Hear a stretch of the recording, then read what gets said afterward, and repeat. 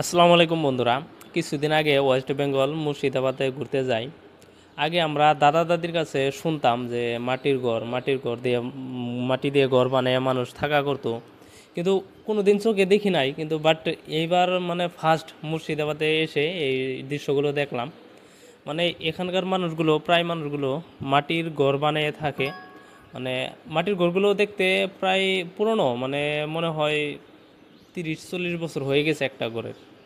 আরেকটা বিষয় এখানে দেখতে ভালো লাগে, মানে প্রত্যেকটা ঘরের দেওয়ালে বা ঘরটা যেমনই দামি হোক, কিন্তু সেই ঘরের দেওয়ালে আপনি এই গোবর দিয়ে, মানে দেখতে পারবেন গোবর দিয়ে ওরা লাগায় রাখছে। মানে গোবরগুলো, মানে জানা মতো এই গোবরগুলো ওরা রান্নার কামে ইউজ করে, শুকিয়ে গেলে বা অনেকটা বলে জ্বলে, কয়লার মতো জ্বলে, সেটা ইউজ করে ওরা। এই যে একটা মাটির ঘর দেখা যাচ্ছে, এই মাটির ঘরটা, এই দেখা যাচ্ছে যে এই মাটির ঘরটা প্রায় দেখতে মনে হয় 60-70 বছর পুরনো।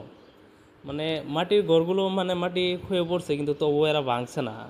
এগুলো ঘরগুলো মানে থাকে, মানে পাকা ঘর থেকে এই মাটির ঘরগুলো থাকে, ওরা অনেকটা ভালো পায় বা ঠান্ডা লাগে, ঠান্ডা অনুভব হয়। গরমের দিনে গরম লাগে না, ঠান্ডার দিনে ঠান্ডা লাগে না, এমন একটা অনুভব হয়। তার জন্য এই ঘরগুলোতে ওরা থেকে অনেকটা ভালো পায়। মানে ভিডিওটা যদি ভালো লাগে তো অনেক অনেক শেয়ার করে দেবেন, আর লাইক কমেন্ট করে জানিয়ে যাবেন যে ঘরগুলো দেখতে কেমন লাগছে আর গোবরগুলো দেখতে কেমন লাগছে, আপনাদের মতামতটা জানিয়ে দেবেন। দেখতাছি গোবর ভিডিও করে নিতে লেগেতাছি পুরাই না